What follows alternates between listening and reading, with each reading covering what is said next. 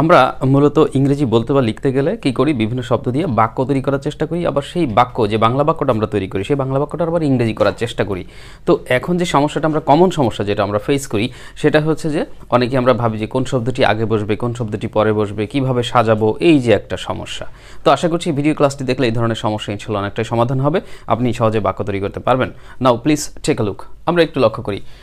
There are some sentences on the board you can see. আপনারা দেখতে পাচ্ছেন বেশ কিছু বাক্য রয়েছে। নাম্বার 1, আমি তাকে যেতে বললাম। আমি তাকে যেতে বললাম। এখন আমি আপনাদেরকে শিখিয়েছিলাম যে যখন আপনি বাক্য তৈরি করার চেষ্টা করবেন সিম্পলি, অর্থাৎ সেন্টেন্স মেকিং করবেন, তখন আপনাকে একটা জিনিস খেয়াল রাখতে হবে যে সবসময় এসভিওটা আমি উপরেই দিই, এখানে এসভিও এইটাকে খেয়াল রাখতে হবে। অর্থাৎ এসের পরে ভি আসবে, ভির পরে ও আসবে, অর্থাৎ সাবজেক্ট আসবে, তারপরে আপনি ভার্ব ইউজ করবেন, তারপরে আপনি অবজেক্ট ব্যবহার করবেন বা এক্সটেনশন যদি কিছু থাকে সেটা ইউজ করলে বাক্য হয়ে যাবে। এখন আমি তাকে যেতে বললাম, তাহলে এই বাক্যে এস কোনটা, ভি কোনটা বা ও কোনটা, এটা আমাদের তো বুঝতে হবে আগে, তা নাহলে তো বাক্য তৈরি করতে পারবো না। তো যারা সিম্পলি ইংরেজি পারেন তাদের জন্য এটা সহজ, কিন্তু যারা পারেন না বা দুর্বল তাদের জন্য কিন্তু একটু কঠিন। তো সাবজেক্ট, মূল বিষয়টা দেখতে হবে যে কাজটা করলো কি, আমি তাকে যেতে বললাম, তাকে যে যেতে বলা হলো, এই বললোটা কে, বললোটা কে, মানে এই বলা কাজটা কে করলো, আমি। তাহলে আমি হচ্ছে এখানকার সাবজেক্ট, এই যে আই। তারপরে আপনি এবার কি বের করবেন, ভার্ব বের করবেন, মেইন ভার্ব। তা আপনি কি করলেন যে বললেন, যেহেতু বললাম আছে তাহলে বললেন, এই বলাটা হচ্ছে মেইন ভার্ব। তাহলে এস এর পরে ভি আসবে, অর্থাৎ আমি, আমির পরে কিন্তু বললাম শব্দটি আসছে, এস ভি বের হলো। আচ্ছা, এখন কাকে বললেন, ধরুন তাকে বললেন, হিম, ধরলাম অবজেক্ট, তাহলে এটা হচ্ছে ও। তারপরে যদি অতিরিক্ত কিছু থাকে সেটার ইংরেজি আমরা দিব। তবে এখানে আমাদের একটা জিনিস বুঝতে হবে যে কখনো কখনো কোনো বাংলা বাক্যে আমরা এরকম বেশ কিছু অংশ পেতে পারি যে যেতে, যেমনটি দেখেন এখানে আরেকটা আছে করতে, তারপরে এখানে একটা আছে কিনতে, আবার এখানে একটা রয়েছে তে নাই কিন্তু র আছে, যে শেখার। তো আমরা এখান থেকে যে জিনিসটা বুঝতে পারলাম সেটা হচ্ছে যে বাংলা ক্রিয়ার সাথে কি থাকবে, তে, তে, আবার কখনো থাকবে র। অর্থাৎ আপনি খেয়াল রাখবেন এই যে তে বা র বাংলা ক্রিয়ার সাথে যদি থাকে, অন্য কোনো পার্টিসিপেন্ট বা পদের সাথে থাকলে কিন্তু হবে না, ক্রিয়ার সাথে হতে হবে। হ্যাঁ, তো তাহলে বাংলা ক্রিয়ার সাথে তে বা র থাকলে এই ক্ষেত্রে আপনি কি করবেন, সেই ভার্বটি, অর্থাৎ যেমন এই যে কিনতে অর্থাৎ কেনা ভার্ব, করতে অর্থাৎ করা যে ভার্বটা, যেতে অর্থাৎ যাওয়া যে ভার্বটা, এই ভার্বের প্রেজেন্ট ফর্মের পূর্বে টু বসিয়ে দেবেন। অর্থাৎ কথার কথা এখানে যেতে, তো যেতে ইংরেজি কি আমরা জানি যে যাওয়া, ইংরেজিতে গো, তখন এই ভার্বটা এই যে গো আপনি লিখছেন যে যাওয়া, এর পূর্বে কিন্তু টু ইউজ করতে হবে। তাহলে বুঝতে পেরেছেন নিশ্চয়ই যে এখানে যে ভার্ব গো, এই গোর পূর্বে কিন্তু টু ইউজ করতে হবে। এইভাবে কিন্তু আমাদের এই অংশগুলোর ইংরেজি করতে হবে। অর্থাৎ ইংরেজিতে আবার এই যে টু প্লাস যে ভার্বের বেস ফর্ম, এটাকে কিন্তু বলা হয় ইনফিনিটিভ। ইনফিনিটিভ এর আগে আমি কোনো কোনো ক্লাসে হয়তো বা বলেছি, আপনারা জানেন। তাহলে আমরা এখন এই বাক্যটা যেহেতু এস ভি ও বের করেছি, তারপরে এই অংশটার ইংরেজি কীভাবে লিখবো সেটাও বের করেছি, এখন আমরা একটু ট্রান্সলেট করার চেষ্টা করব। আমরা তাহলে ইংরেজি করার চেষ্টা করি। সাবজেক্ট তো বের করেছি, আই, নাম্বার 1 করতেছি আমরা। হ্যাঁ, ওকে, আই। এবার এস চলে গেল, এবার ভি, ভার্ব কোনটা ছিল, বললাম, তাহলে বললাম পাস্ট টেন্স আছে, তাই হবে আই টোল্ড, আই টোল্ড। এবার কাকে বলছিলেন, তাকে, এই যে অবজেক্ট এটা দিলেন, I told him, I told him.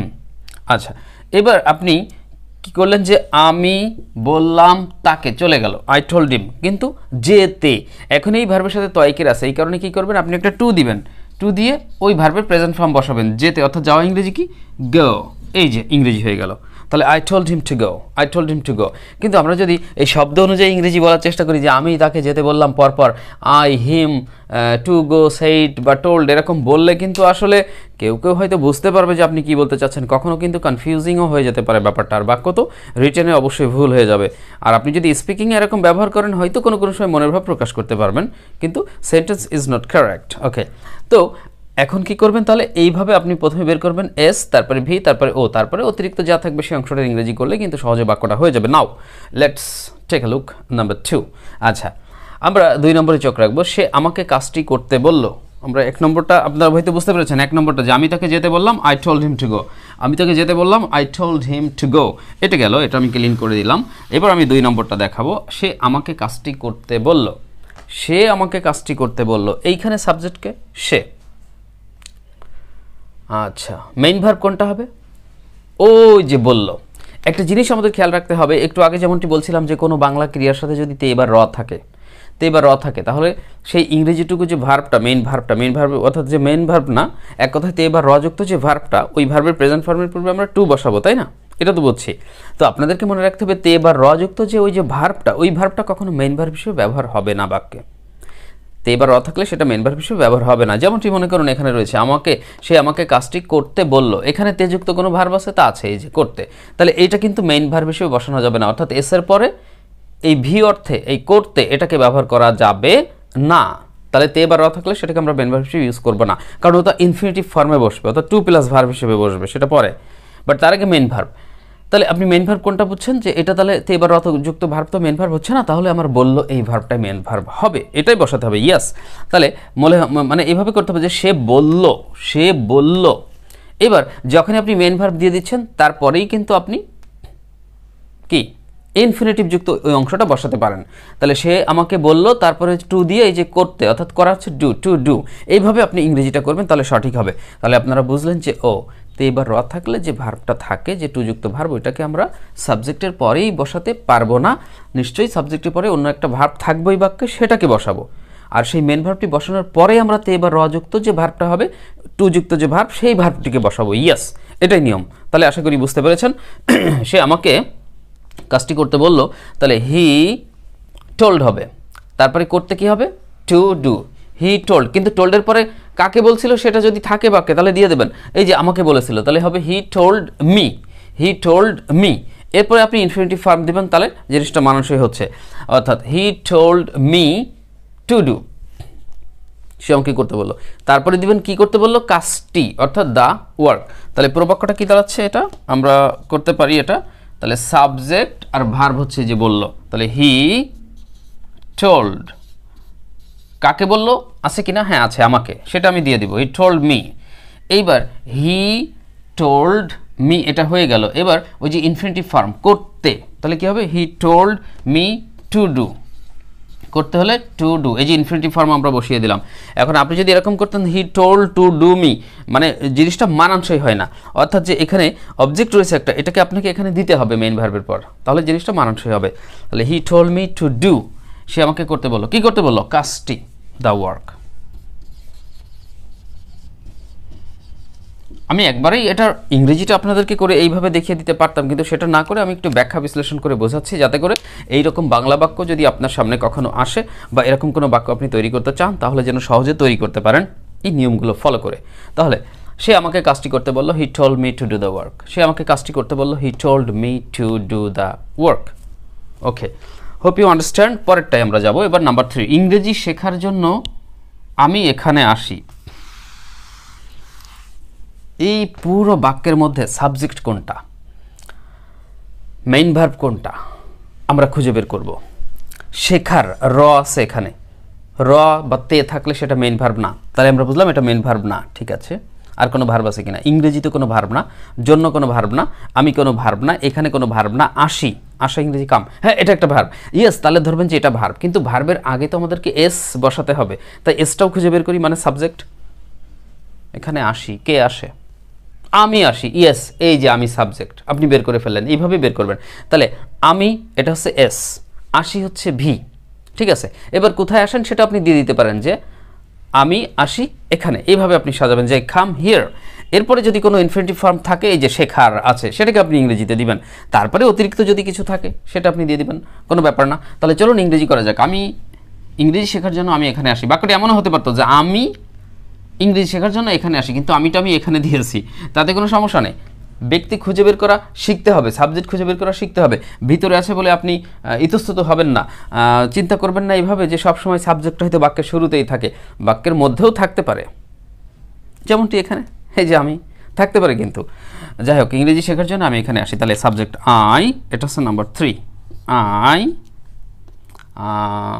এখানে আসি, তাহলে আই সাবজেক্ট, এরপরে ভার্ব খাম, আই খাম হিয়ার, এই যাই খাম হিয়ার হয়ে গেল, আই খাম হিয়ার, আমি এখানে আসি। এবার ইংরেজি শেখার জন্য, তাহলে শেখার জন্য, এই জন্য অর্থে কিন্তু আবার ফর ইউজ করা যায়। তবে আপনি খেয়াল রাখবেন যে ফর যদি ইউজ করেন, ফরের পর অবশ্যই ভার্বটির আইএনজি যোগ করবেন, ফরের পর ভার্বের আইএনজি। কিন্তু আপনি যদি এই ইনফিনিটিভ ফর্মে এটাকে ব্যবহার করেন, অর্থাৎ টু দিয়ে করেন, তবুও এটার অর্থ হয়, এটা ভুল না। যে টু লার্ন, শেখার জন্য মানে টু লার্ন মানে কি, কোনো একটা উদ্দেশ্যেই তো আপনি আসেন, সেটা কি শেখা, শেখার উদ্দেশ্যে বা শেখার জন্য একই কথা। এই কারণে আপনি এখানে ইনফিনিটিভ ফর্মও বসাতে পারেন যে I come here to learn, এটাও বলতে পারেন। আবার আপনি যদি ফর দিয়ে করেন সেটা হবে যে ফর লার্নিং, মানে টু দিলে ভার্বের সাথে আইএনজি যোগ করা যাবে না, আর ফর দিলে ভার্বের সাথে আইএনজি যোগ করতে হবে, ব্যাপারটা এই। তাহলে I come here to learn,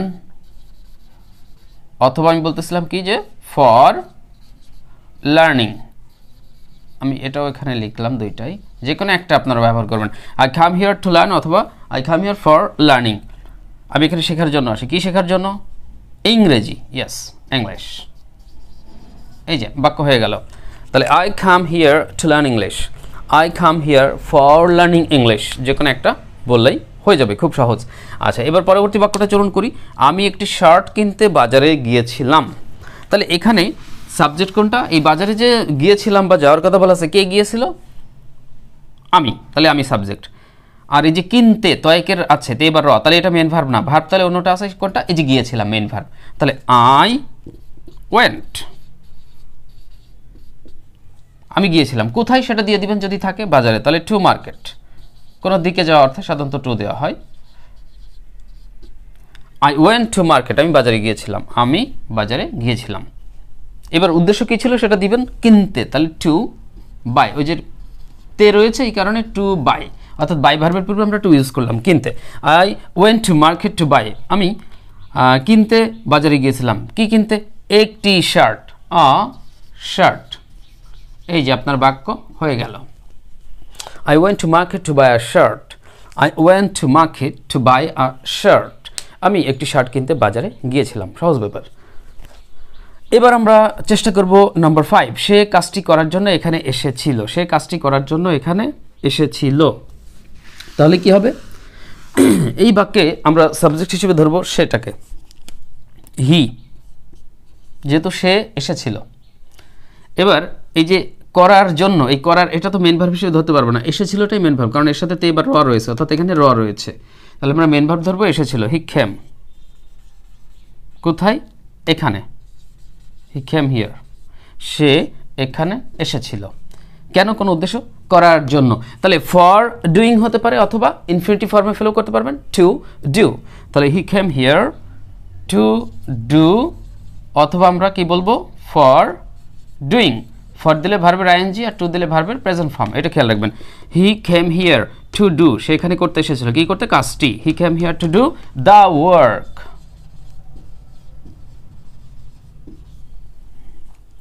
he came here to do the work, খুবই সহজ, ঠিক আছে।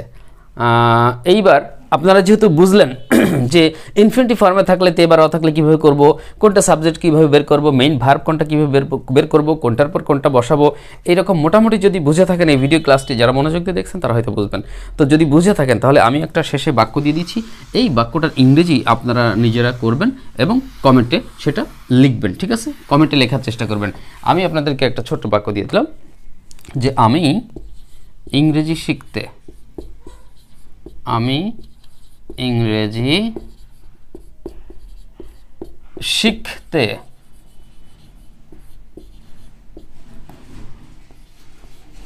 চাই। খুবই সহজ ব্যাপার, আমি ইংরেজি শিখতে চাই। এই বাক্যটা আপনারা কমেন্টে লেখার চেষ্টা করেন।